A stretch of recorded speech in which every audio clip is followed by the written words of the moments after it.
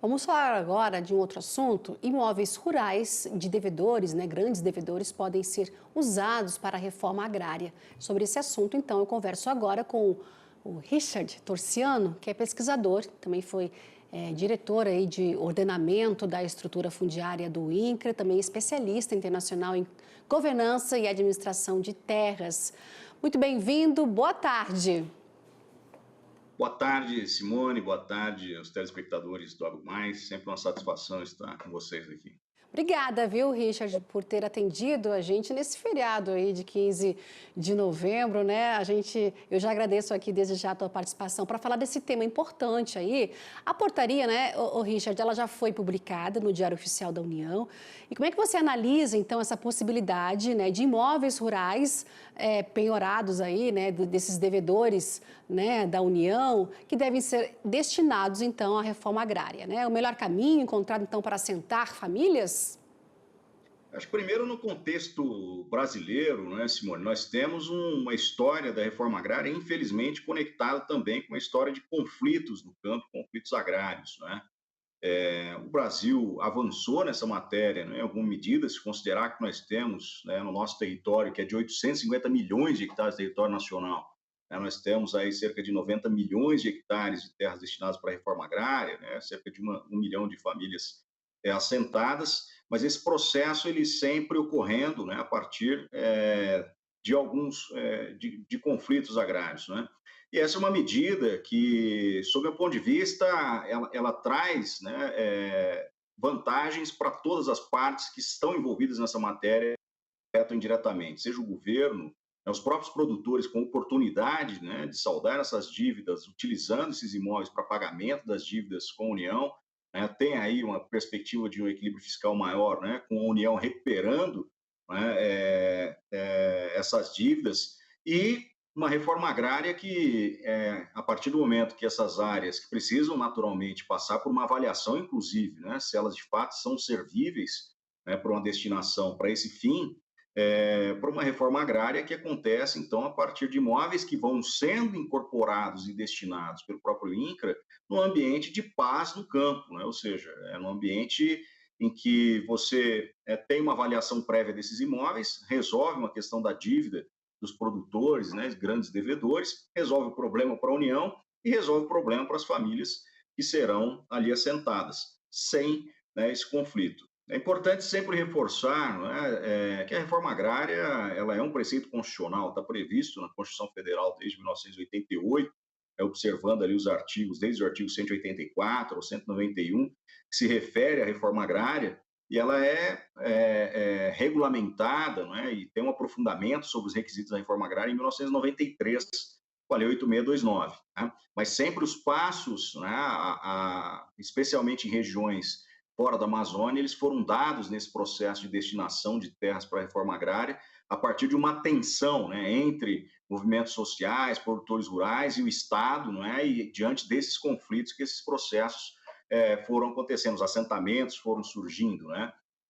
Então, aqui há uma medida, sob o ponto de vista importante, para avançar, né, com um comando constitucional, que cabe ao governo, né, cumprir esse comando constitucional para fazer a reforma agrária, né, resolvendo um problema aí também de ordem fiscal, né, com a União recuperando, né, esses ativos, recuperando essa dívida, destinando essas terras para pagamento das dívidas. Então, o Richard, vantagens para os dois lados, né, que você fala. Então, você acredita que esses conflitos que a gente sempre mostra aqui no nosso canal, né, os conflitos que vêm ocorrendo, né, ao longo dos anos e nesses últimos anos, a gente vê conflitos no Paraná, enfim, vai dar uma aquietada, né, nisso tudo, vai trazer também, por outro lado, essa celeridade aí nessa recuperação desses imóveis rurais para assentar essas famílias? Eu penso que nós temos aqui uma solução, né, de curtíssimo prazo, pelo que está previsto na própria portaria, uma portaria assinada entre os três órgãos, né, que tratam dessa matéria com perspectiva de destinação das terras, que é a Advocacia Geral da União, o Ministério da Fazenda e o Ministério do Desenvolvimento Agrário, não é? E, naturalmente, a partir do momento que essas áreas sejam avaliadas, e aqui tem um elemento muito importante, né, que é central nessa solução, que é a agilidade necessária do governo para incorporar essas áreas e destiná-las, né, para a reforma agrária. Ou seja, que é uma necessidade do próprio INCRA acelerar, né, os seus processos de avaliação dessas áreas, que, né, certamente sejam diversas áreas que precisam passar por uma análise técnica, né, de viabilidade e uma avaliação. Então, essa agilidade, essa celeridade, naturalmente, quanto mais ela se garante, não é? Quanto mais agilidade você tem nesse processo e as áreas sejam destinadas, não é? Aí há naturalmente uma redução de tensão desses conflitos a depender das regiões em que essas áreas estão sendo destinadas, né? Porque às vezes, obviamente, você identifica tensões em determinadas regiões do país e os conflitos, infelizmente, né, eles são imprevisíveis.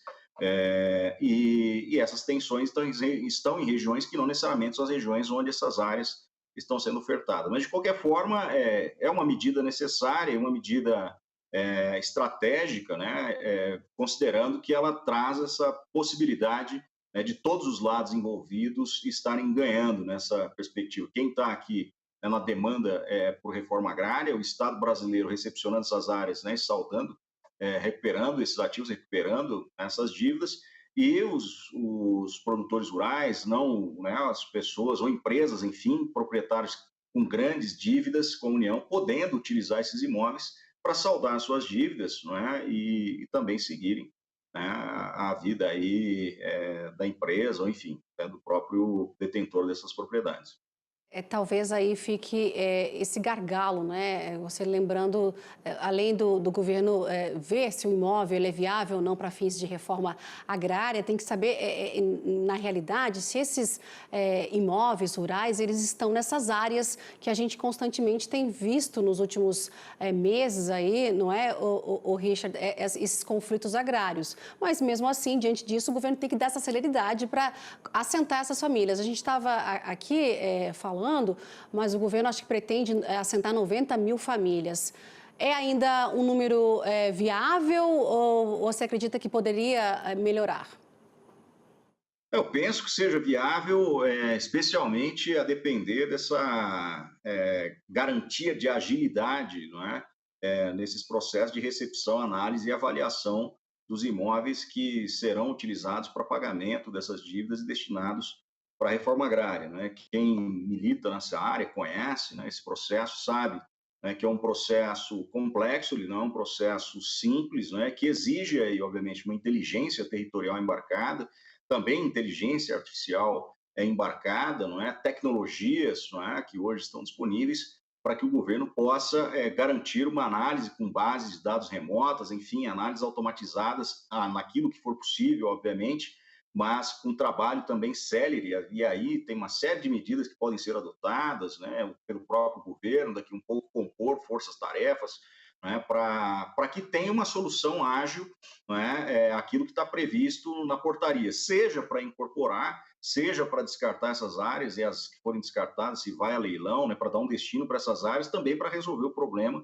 né, dos detentores desses imóveis, que nesse caso provavelmente já sejam os bancos, né, possivelmente essas áreas estão penhoradas, né, então é necessário dar essa destinação, ou seja, né, o Estado cumprir aquilo que está na legislação, cumprir aquilo que está na lei, para resolver essa questão da dívida, resolver a questão dessas áreas, avançar com a reforma agrária, que é uma exigência constitucional para o próprio INCRA, e distensionar esse ambiente no campo. Então, resolvendo esse meio que a gente fala, né, tem o início aqui, que é uma portaria, tem o fim, que é um assentamento, mas tem esse meio que é toda a análise de viabilidade. Agilizando esses processos aqui, penso eu que seja possível, sim, não é? A depender, né? Nós não sabemos aí qual que é a oferta que existe na atualidade oriunda, né, da fazenda e dos bancos para essa destinação, mas se tem uma oferta suficiente, não é, para acolher essa demanda de famílias para a reforma agrária, tendo essa devida e agilidade, não é, penso eu que é possível cumprir com essas metas que estão sendo indicadas.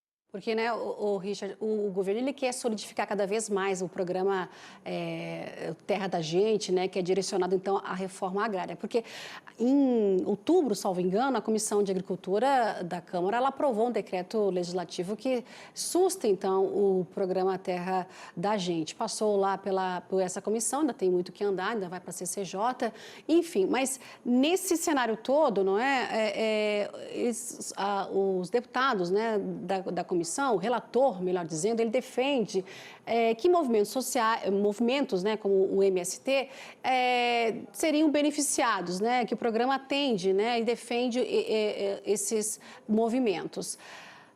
Você acredita que pode ser uma ameaça, então, à prateleira de terras aí que o governo quer implementar? Eu penso que a portaria, pelo conteúdo que está na portaria 4, né, do que eu pude apreender no estudo desse instrumento, ela compõe essa prateleira, né? Ou seja, nós temos uma série de instrumentos, né, possíveis, né, de serem utilizados, né, para avançar com esse processo de incorporação de áreas por parte do governo federal, que é o que creio eu, né, que compunha essa prateleira, e a portaria ela vem na esteira de um dos instrumentos que é essa adjudicação dos imóveis, né? Então ela é uma das, eu diria, das partes, né, dessa prateleira, porque ela traz, né, agora a partir dessa portaria aqui elementos mais concretos, né, possibilitam a incorporação dessas áreas aí para começar a preencher a prateleira, né? Porque não basta somente ter, obviamente, uma prateleira, mas o que vai, né, ser incluído nessa prateleira, quais são as terras que são incorporadas para essa prateleira, e essa portaria, né, ela traz essa possibilidade, então, através da adjudicação, né, de incorporar essas terras a serem colocadas na prateleira, na chamada prateleira de terras. Richard Torciano, muito obrigada pela análise hoje aqui com a gente, viu? Desse assunto que é importante quando a gente vê nas famílias assentadas que estão aguardando aí, né, um pedaço de terra para continuar com o trabalho. Viu, Richard? Muito obrigada e até uma próxima oportunidade. E mais uma vez, obrigada por atender a gente aqui no feriado, viu? Obrigado, Simone, obrigado aos telespectadores, estão sempre à disposição. De fato, é um tema relevante e é um tema que, né, traz um elemento fundamental aí que sinalizando, né, com tranquilidade e paz no campo, que é importante para todos nós. É verdade. Obrigada mais uma vez, viu?